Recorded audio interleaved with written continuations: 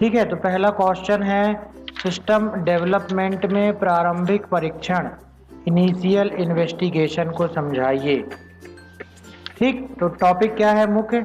Initial investigation, जिसको हिंदी में बोलेंगे प्रारंभिक परीक्षण। तो किसी सिस्टम की शुरुआत करने से पहले उस सिस्टम से संबंधित आवश्यक डेटा का परीक्षण सिस्टम विकास जीवन चक्र के प्रथम चरण के अंतर्गत होता है। तो जैसा कि अपन को मालूम है, सिस्टम की परिभाषा शुरू में फर्स्ट यूनिट में पढ़ी हुई थी कि कोई भी हिंदी में अगर बोले तो उसको बोलेंगे क्या? तंत्र। जैसे बॉडी पूरा एक सिस्टम है ना, एक कंप्यूटर मशीन अपने आप में एक पूरा सिस्टम होती है। इसी प्रकार से अगर एक अपन पूरे अपने एजुकेशन सिस्टम की बात करें तो वो भी एक पूरा तंत्र है, सिस्टम है, जिसमें कि सबसे ऊपर बोर्ड आता है, फिर उसके अंदर स्कूल आते हैं, फिर स्कूल के अंदर जो स्टूडेंट पढ़ रहे हैं वो आते हैं। तो पूरी चीज़ों को एक साथ क्या बोलते हैं? सिस्टम बोलते हैं। तो कोई भी एक सिस्टम बनाना है यदि, अच्छा, जो ये विषय चल रहा है वो किस सिस्टम के बारे में बात की जा रही है? वो बात की जा रही है सॉफ्टवेयर के बारे में, कि एक कंपनी में किस प्रकार से सॉफ्टवेयर बनते हैं, है ना।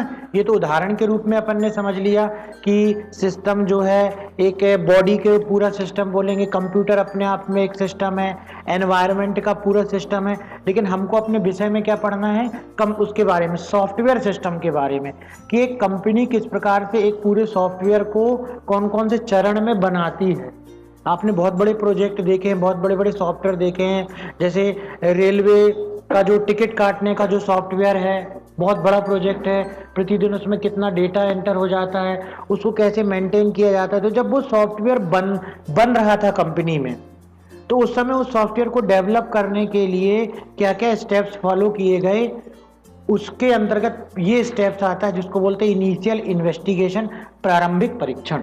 ठीक है, तो फर्स्ट यूनिट जिसने नहीं देखी उसको भी थोड़ा सा क्लियर हो गया है कि आखिर इसमें हम किसके बारे में पढ़ रहे हैं। तो ये जो पूरा सॉफ्टवेयर डेवलपमेंट की जो लाइफ साइकिल होती है उसके अंतर्गत हम पहला टॉपिक पढ़ रहे हैं जिसको बोलते हैं क्या? Initial investigation. तो किसी की सिस्टम की शुरुआत करने से पहले उस सिस्टम से संबंधित आवश्यक डेटा का परीक्षण सिस्टम विकास जीवन चक्र के प्रथम चरण के अंतर्गत आता है। इसे प्रारंभिक परीक्षण कहते हैं। प्रारंभिक परीक्षण में मुख्य रूप से 3 बिंदु सम्मिलित होते हैं। तो क्या होता है प्रारंभिक परीक्षण में? वो दिया है, पहला, क्या सिस्टम में बदलाव की आवश्यकता है? मतलब अगर इनिशियल इन्वेस्टिगेशन किया जा रहा है किसके बारे में? जो सॉफ्टवेयर पहले से बना हुआ है ना। तो क्या उस सॉफ्टवेयर में किसी प्रकार के कोई बदलाव की आवश्यकता है? ये पहला जो है पॉइंट होता है किसका? इनिशियल इन्वेस्टिगेशन का। दूसरा क्या है? क्या वर्तमान सिस्टम में संशोधन करने से लक्ष्य की प्राप्ति होती है? मान लीजिए पूरा नया सिस्टम डेवलप नहीं कर रहे हैं, पहले से किसी के पास सिस्टम है, उसमें यदि कोई संशोधन कर देते हैं तो क्या जो कंपनी बनवा रही है सॉफ्टवेयर उसका ऑब्जेक्ट पूरा हो जाता है कि नहीं, जिसके लिए उसने हमें जो है प्रोजेक्ट दिया है बनाने के लिए, जिसके लिए हम उसमें इनिशियल इन्वेस्टिगेशन कर रहे हैं। तो पहला क्या हो गया? ये पता करना कि क्या सिस्टम में बदलना तो नहीं है कुछ। और दूसरा क्या हो गया कि अगर बदल देते हैं तो क्या हमारा ऑब्जेक्ट पूरा हो जाता है, जो हमारा क्लाइंट है उसका ऑब्जेक्ट पूरा हो जाता है क्या। ठीक है, तीसरा पॉइंट क्या है? क्या वर्तमान सिस्टम की पूर्ण रूप से बदलकर नए सिस्टम का निर्माण करना होगा? या तो ये है कि जो पुराना सॉफ्टवेयर चल रहा है, जो हमारा क्लाइंट है जो बनवाना चाह रहा है, तो क्या उसको पूरा ही बदलना पड़ेगा, उसको बिल्कुल नया बनाना पड़ेगा? ये कौन समझेगा? सिस्टम एनालिस्ट समझेगा, जो कि जाकर के उस सॉफ्टवेयर के बारे में रिक्वायरमेंट को एनालाइज कर रहा है, रिक्वायरमेंट को निकाल रहा है। तो ये 3 टॉपिक आते हैं किसके अंतर्गत? इनिशियल इन्वेस्टिगेशन के अंतर्गत ये 3 टॉपिक आते हैं। प्रारंभिक परीक्षण की गतिविधियां क्या है? इनिशियल इन्वेस्टिगेशन की एक्टिविटीज क्या है? कैसे इनिशियल इन्वेस्टिगेशन किया जाता है? तो उसका पहला टॉपिक क्या है? प्रोजेक्ट की शुरुआत, इनिशिएशन ऑफ द प्रोजेक्ट। मतलब क्या हुआ इसका? प्रारंभिक परीक्षण की गतिविधियों के अंतर्गत प्रथम गतिविधि प्रोजेक्ट को शुरुआत होती है। Analyst committee ISR information service request के साथ प्रारंभिक परीक्षण को शुरू करता है। तो जो जैसा कि बताया कि एक एनालिस्ट होता है, वही जाता है कंपनी में और क्लाइंट के पास जिसको कि सॉफ्टवेयर बनवाना है, और उसमें जाकर के वो रिक्वायरमेंट पता करता है कि इनको किस प्रकार का सॉफ्टवेयर चाहिए है।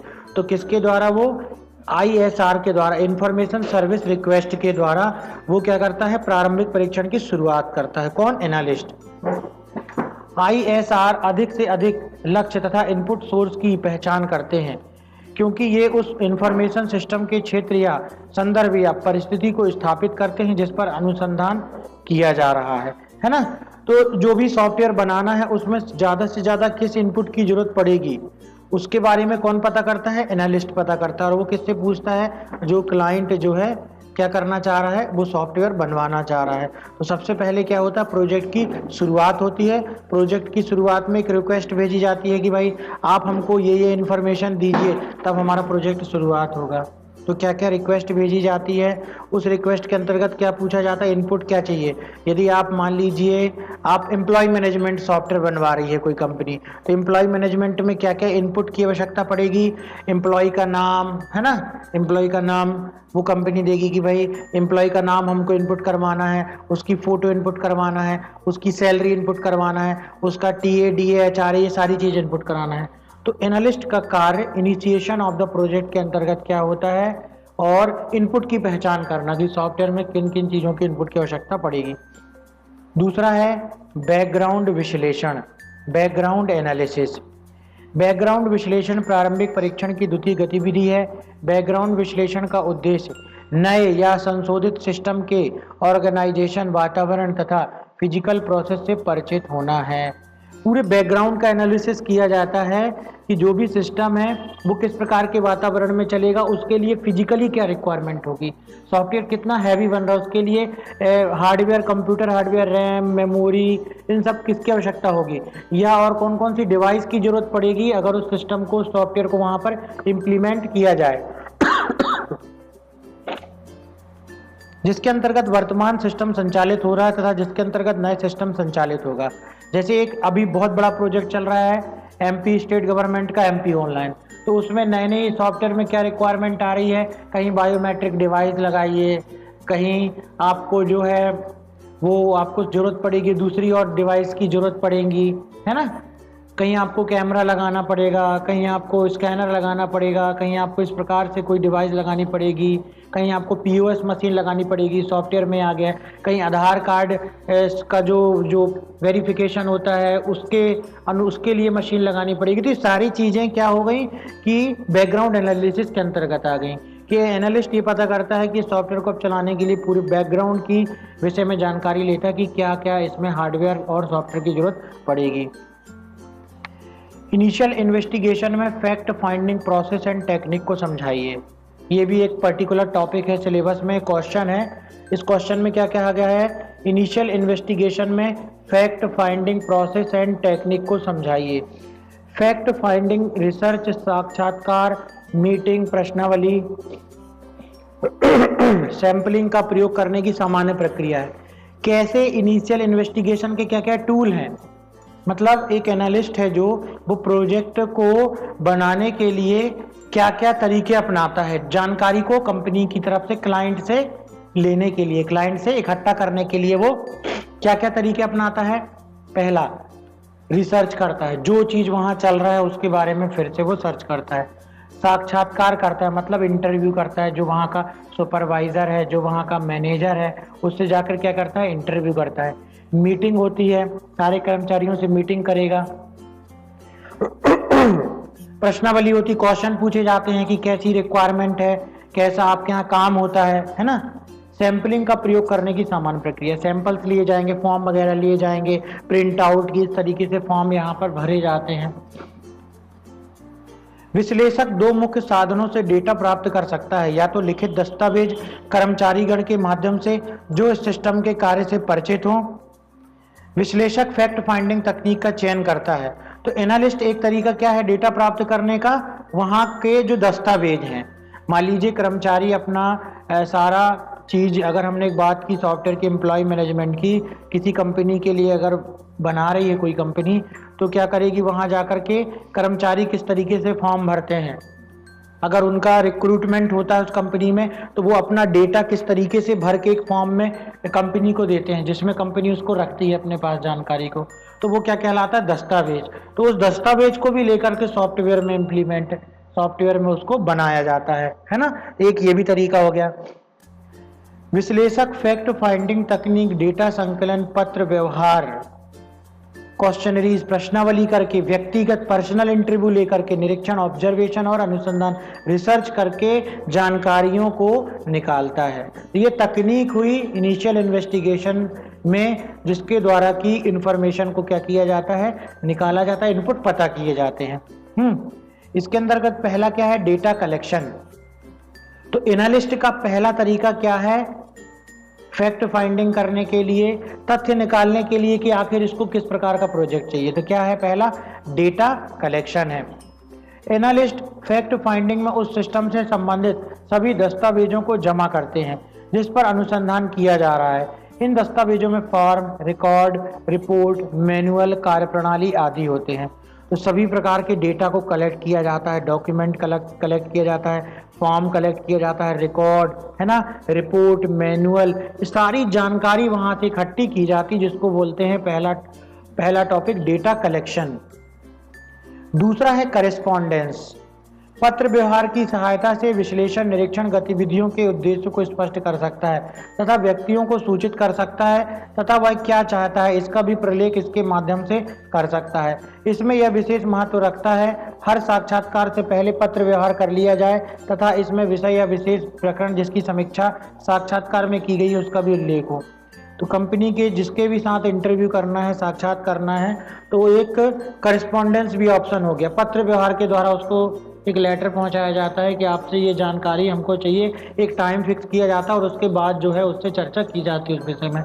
तो उसको क्या बोल सकते हैं अपन, पत्र व्यवहार या करेस्पॉन्डेंस के द्वारा भी कंपनी क्या करती है, जानकारी को इकट्ठा करती है। अगला क्या तरीका हुआ फैक्ट फाइंडिंग का, पर्सनल इंटरव्यू। व्यक्तिगत साक्षात्कार सूचना प्राप्त करने के सफल तरीकों में से एक है। साक्षात्कार की प्रक्रिया दो लोगों के मध्य संवाद स्थापित होता है। यह प्रक्रिया साक्षात्कार लेने वाले तथा साक्षात्कार देने वाले के मध्य होती है। साक्षात्कार लेने वाला प्रायः सिस्टम एनालिस्ट होता है। इंटरव्यू किस लिए लिया जा रहा है, ताकि सॉफ्टवेयर कैसा बनाना है वो पता कर सके। कौन पता कर सके, सिस्टम एनालिस्ट पता कर सके कि किस प्रकार का सॉफ्टवेयर बनाने के लिए इस पर्टिकुलर कंपनी के कर्मचारियों की या जो सॉफ्टवेयर को यूज करेगा उसकी जरूरत है। उससे बैठ करके बात करके उसका पर्सनल इंटरव्यू लेकर के ही तो पता कर पाएगा सिस्टम एनालिस्ट की कैसे सॉफ्टवेयर की जरूरत है। अगला तरीका क्या है, इनिशियल इन्वेस्टिगेशन में डेटा कलेक्ट करने का, ऑब्जर्वेशन। डेटा संकलन, साक्षात्कार तथा अन्य फैक्ट फाइंडिंग गतिविधियों के दौरान अनुभवी विश्लेषण सिस्टम के कार्य का निरीक्षण करता है तथा निरीक्षण के आधार पर प्रश्न तैयार करता है तथा इसी के आधार पर निष्कर्ष निकालता है। विश्लेषण अपने प्रेक्षण के आधार पर पूरी प्रक्रिया का निरीक्षण करता है। तो कुल मिलाकर के वो अपने अनुभव से सारी जो जितनी भी गतिविधियां होती हैं उसके आधार पर एक क्वेश्चनरी प्रश्न तैयार करता है और उसके आधार पर उत्तर जो मिलते हैं उसके आधार पर निष्कर्ष निकालता है कि इसको किस तरीके से सॉफ्टवेयर चाहिए है। अगला है रिसर्च। रिसर्च की निर्णायक तकनीक है। जब नए एप्लीकेशन के बारे में विचार किया जा रहा हो तब अनुसंधान अधिक महत्वपूर्ण होता है। अनुसंधान समस्या समाधान के सृजनात्मक तरीके को प्रेरित करने का एक माध्यम है। तो रिसर्च किया जाता है, जो चीज पहले से है उसको भी सर्च करके और उससे भी डेटा जो है वो निकाला जाता है। ये सारे तरीके हुए फैक्ट फाइंडिंग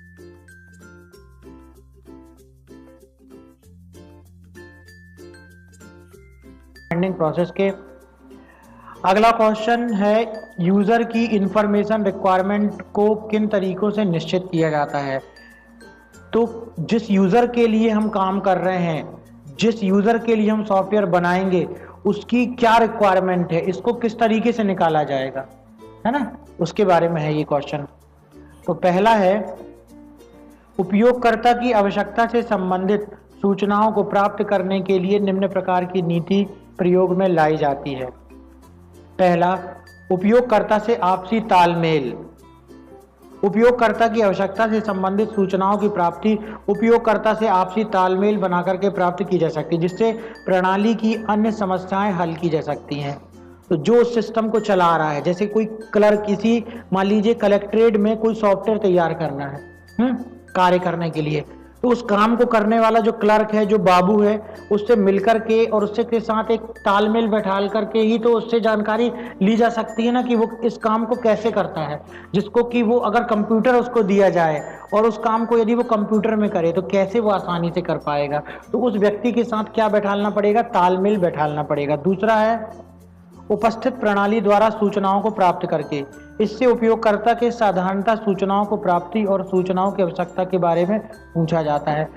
अब ये भी पूछा जाता है उससे कि आपको क्या क्या आवश्यकता है, आप इस काम को ऐसा करते हो तो आप अगर इसको करना चाहोगे तो इसको और किस तरीके से शॉर्टकट में कर सकते हो, उसको इम्प्लीमेंट कर दिया जाता है। किसमें, सॉफ्टवेयर में इम्प्लीमेंट कर दिया जाता है।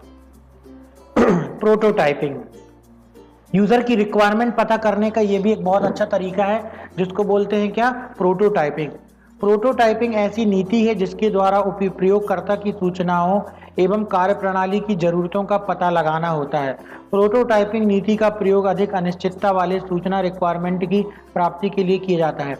अब जहाँ चीजें समझ में नहीं आ रही, अनिश्चित सी लग रही है, सूचना जो है वो अनिश्चितता लग रही है, हमको कैसे बनाना है, तो वहां पे कार्यप्रणाली को समझने के लिए उस यूजर को एक प्रोटोटाइप बना के दिया जाता है, एक डेमो जैसे बना के दिया जाता है। फिर वो उसको देखता है, उसको समझता है कि हाँ कुछ इसी प्रकार से चाहिए है सॉफ्टवेयर। तो जो डेमो दिया जाता है सॉफ्टवेयर का उसको क्या बोलते हैं, प्रोटोटाइपिंग है। सॉफ्टवेयर का जो बना करके छोटा सा डेमो दिया जाता है उसको क्या बोलते हैं, प्रोटोटाइपिंग बोलते हैं। ठीक है, अगला है आंतरिक स्रोत, इंटरनल सोर्स। उपयोगकर्ता की सूचना आवश्यकता पता करने पर आंतरिक स्रोत का प्रयोग किया जाता है। कार्यकारी मैनुअल से, प्रणाली से संबंधित दस्तावेजों से, कार्यकारी कर्मचारियों से। इंटरनल सोर्स क्या है, उस पर्टिकुलर काम को करने के लिए उसका मैनुअल क्या है। किसी को कोई हो सकता है अगर वो रिटर्न वर्क भी कर रहा है, मान लीजिए कंप्यूटर वर्क नहीं है, तो भी तो उसको कोई गाइडलाइन दी गई होगी कि आपको इस तरीके से कार्य करना है। उसको क्या बोलेंगे, कार्यकारी मैनुअल। कि आपको किस तरीके से कार्य करना है उसको क्या बोलेंगे, कार्यकारी मैनुअल। उससे संबंधित दस्तावेज क्या है। ठीक है, तो ये तीन चीजें आ गई जो आती है इंटरनल सोर्स के अंतर्गत। एक्सटर्नल सोर्स क्या है, ये आंतरिक स्रोत हो गए।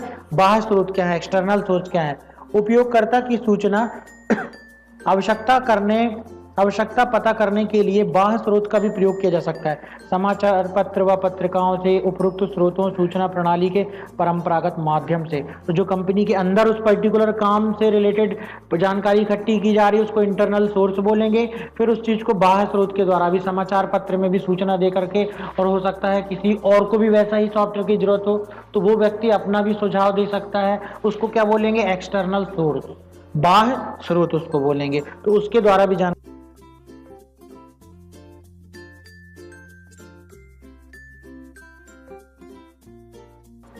नेक्स्ट क्वेश्चन, फिजिबिलिटी स्टडी से आप क्या समझते हैं, यह कितने प्रकार की होती है। ठीक है, तो अब मुख्य टॉपिक क्या आ गया, फिजिबिलिटी स्टडी क्या होती है। तो अगर हम एक सॉफ्टवेयर डेवलपमेंट की बात करें तो डेवलपमेंट करने के पहले हमको इस टेक्निक की जरूरत पड़ती है जिससे कि जानकारी इकट्ठी की जाती है कि क्या सॉफ्टवेयर बनाना है, उसको बोलते हैं फिजिबिलिटी स्टडी। इसको और डिटेल में समझ लेते हैं क्या है। फिजिबिलिटी स्टडी का उद्देश्य प्रॉब्लम के समाधान हेतु किसी भी तरह के अवसर का पता लगाना है। फिजिबिलिटी स्टडी के दौरान प्रॉब्लम की परिभाषा को एक निश्चित रूप प्रदान किया जाता है तथा सिस्टम में सम्मिलित प्रॉब्लम के सभी पहलुओं को सुनिश्चित किया जाता है। किसी ऑर्गेनाइजेशन के लिए डेवलप किए गए सिस्टम के फायदे के मापन को फिजिबिलिटी स्टडी कहते हैं। कि अगर कोई समस्या किसी कंपनी को आ रही है किसी काम में, ठीक है, तो उसका फायदा किस हद तक हमारा सॉफ्टवेयर कर पाएगा, उनकी कितनी रिक्वायरमेंट पूरी कर पाएगा, क्या पूरी 100% कर देगा कि केवल उनकी 50% ही उनकी जो प्रॉब्लम है उसको दूर कर पाएगा, उसको क्या बोलते हैं, उसके मापने के तरीके को क्या बोलते हैं, फिजिबिलिटी स्टडी बोलते हैं। अर्थात जब किसी ऑर्गेनाइजेशन के लिए किसी सिस्टम को डेवलप किया जाता है तब इस बात का गहराई से अध्ययन किया जाता है कि कैसे यह सिस्टम उस ऑर्गेनाइजेशन के लिए अधिक से अधिक फायदेमंद होगा। किसी सिस्टम के प्रारंभिक परीक्षण के परिणाम के आधार पर उस सिस्टम की साध्यता के बारे में विस्तृत रूप से अध्ययन किया जाता है। तो क्या क्या फायदे हो सकते हैं हमारे सॉफ्टवेयर को कंपनी में देने के बाद, इम्प्लीमेंट करने के बाद, उसके अध्ययन करने को ही फीजिबिलिटी स्टडी बोलते हैं। मतलब कि सॉफ्टवेयर ये बनाने के पहले सारी चीजें की जाती हैं कि इनको क्या क्या फायदा होंगे, पूरे फायदे की स्टडी करो, उसका अध्ययन करो, उसको बोलते हैं फीजिबिलिटी स्टडी। फीजिबिलिटी स्टडी के प्रकार क्या है? Types of feasibility study. पहला है टेक्निकल फीजिबिलिटी। टेक्निकल फीजिबिलिटी यह निर्धारित करती है कि प्रयोग किए गए सिस्टम के लिए आवश्यक तकनीक उपलब्ध है और कैसे यह संगठन के साथ इंटीग्रेट कर सकती है। तकनीक मूल्यांकन ने स्टाफ की तकनीकी निपुणता को सुधारने तथा नई तकनीकियों का प्रयोग करने के लिए आवश्यक सुधार करना चाहिए। तो टेक्निकल फिजिबिलिटी में सारी टेक्निकल चीज़ों के बारे में अध्ययन किया जाता है। कैसा कंप्यूटर सिस्टम होना चाहिए, उसमें कौन कौन से और हार्डवेयर होने चाहिए, उसमें प्रिंटर की किस प्रकार की ज़रूरत पड़ेगी, क्या कोई और स्कैनर की ज़रूरत तो नहीं पड़ेगी, है ना। उन सारी चीज़ों का अध्ययन करना क्या कहलाता है? Technical feasibility. जो टेक्निकल वर्ड आ रहा है यहीं से निकल के आ रहा है। सारी टेक्नोलॉजी से रिलेटेड चीज़ें सॉफ्टवेयर को चलाने में जो उपयोग होती हैं उसका अध्ययन करना क्या कहलाता है? टेक्निकल फिजिबिलिटी कहलाता है। दूसरा है इकोनॉमिक फिजिबिलिटी, है ना। इकोनॉमिक फिजिबिलिटी क्या कहलाता है? इकोनॉमिक फिजिबिलिटी का मुख्य उद्देश्य प्रोजेक्ट विकास के साथ वित्तीय लाभ तथा कीमतों को आइडेंटिफाई करना होता है। इकोनॉमिक फिजिबिलिटी में, इकोनॉमिक मतलब इकोनॉमी से रिलेटेड है, पैसे से रिलेटेड है। इकोनॉमिक फिजिबिलिटी को कॉस्ट बेनिफिट एनालिसिस के नाम से भी जाना जाता है कि जो प्रोजेक्ट बनाया जा रहा है क्लाइंट के लिए, है ना, तो उसमें उसको कंपनी को कितना खर्चा आएगा और क्लाइंट से कितना पैसा लेना है, ये सारी चीज़ों का अध्ययन किस में किया जाता है? इकोनॉमिक फिजिबिलिटी में किया जाता है। ऑपरेशनल फिजिबिलिटी, ये अगला प्रकार है फिजिबिलिटी का। ऑपरेशनल फिजिबिलिटी व्यक्ति, ऑर्गेनाइजेशन तथा राजनीतिक आकृतियों से संबंधित होती है।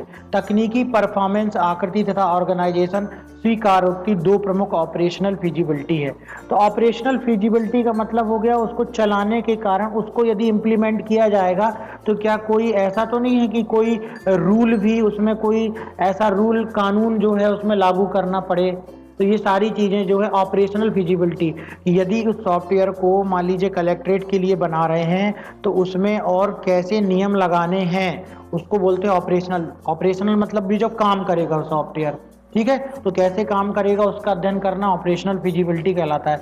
व्यवहारिक फिजिबिलिटी, जब सिस्टम में कोई परिवर्तन होता है तो इस बदलाव का विरोध लोगों के द्वारा किया जाता है। व्यवहारिक फिजिबिलिटी से तात्पर्य यह है कि प्रस्तावित प्रणाली, तकनीक, कार्यकारी व आर्थिक रूप से व्यवहारिक है या नहीं, ठीक है। तो बिहेवियर का इसमें किया जाता है कि कोई विरोध तो नहीं कर रहा है कि यार ये कैसा फीचर आ गया हमें समझ में नहीं आ रहा है, या ये काम नहीं कर रहा है, या सिस्टम स्लो कर दिया, या इसको करने में बहुत दिक्कत जा रही है। इन सारी चीज़ों का अध्ययन किसमें किया जाता है? बिहेवियर फिजिबिलिटी में। बिहेवियर, व्यवहारिक फिजिबिलिटी भी इसको बोल सकते हैं हिंदी में। जो उस सिस्टम को चलाएगा उसका सॉफ्टवेयर के साथ कैसा व्यवहार है, क्या उसको पसंद आ रहा है, नहीं आ रहा है, सब कुछ किसमें पता किया जाएगा? व्यवहारिक फिजिबिलिटी में, बिहेवियर फिजिबिलिटी में पता किया जाएगा।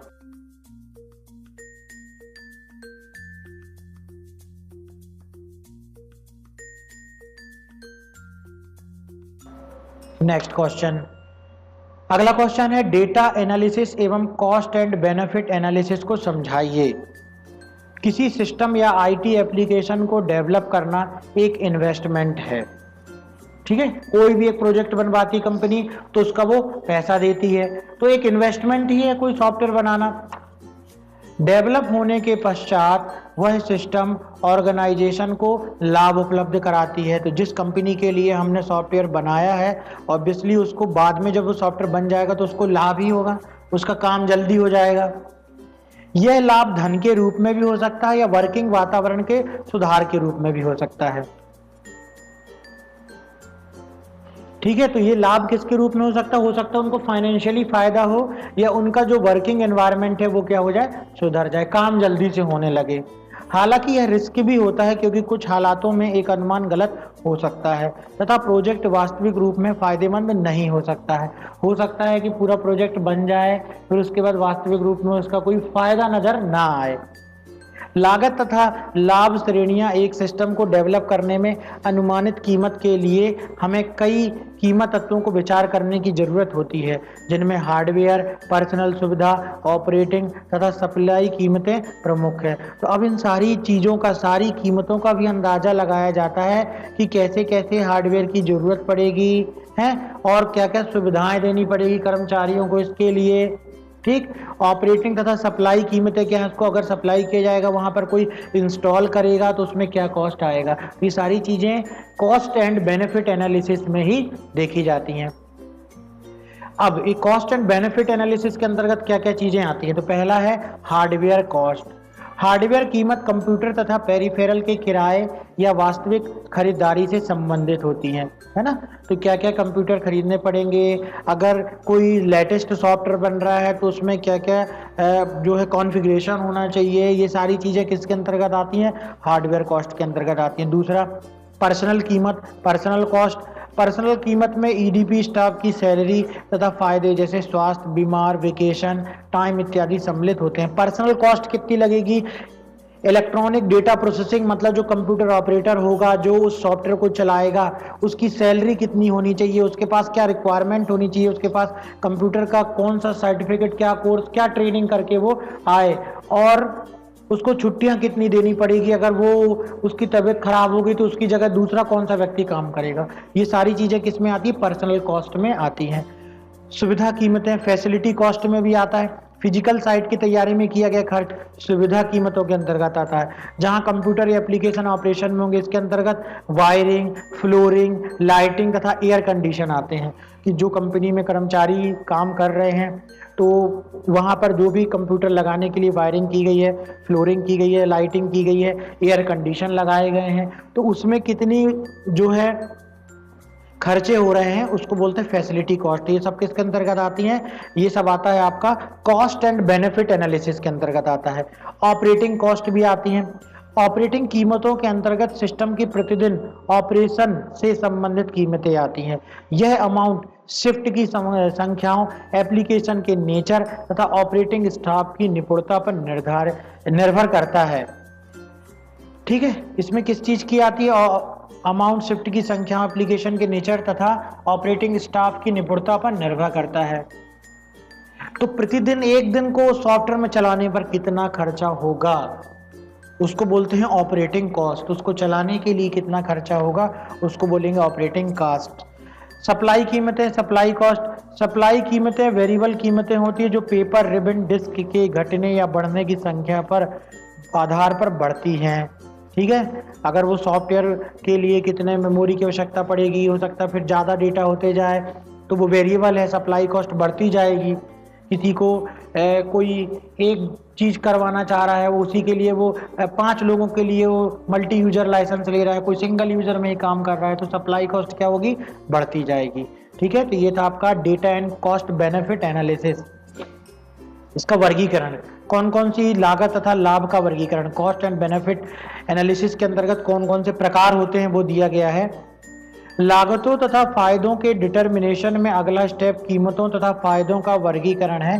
सामान्यतः लागतों तथा लाभों को निम्नलिखित 3 प्रमुख वर्गों में रूपों में वर्गीकृत किया गया है। पहला, स्पष्ट या अस्पष्ट लागत तथा लाभ, टेंजिबल और इनटेंजिबल कॉस्ट एंड बेनिफिट। दूसरा, नियत या परिवर्तनीय लागत तथा लाभ, फिक्स्ड और वेरिएबल कॉस्ट एंड बेनिफिट। तीसरा, प्रत्यक्ष या अप्रत्यक्ष लागत तथा लाभ, डायरेक्ट और इनडायरेक्ट कॉस्ट एंड बेनिफिट। ये इसके क्या हुए, प्रकार हुए, कॉस्ट एंड बेनिफिट के ये प्रकार हुए। अब इसमें बताया गया है इसके बारे में कि ये होता क्या है। तो पहला है स्पष्ट या अस्पष्ट लागत तथा लाभ, मतलब टेंजिबल और इनटेंजिबल कॉस्ट एंड बेनिफिट क्या क्या होते हैं। स्पष्ट का अर्थ है जो निश्चित हो तथा जिसका अंदाजा एडवांस में लगाया जा सकता है।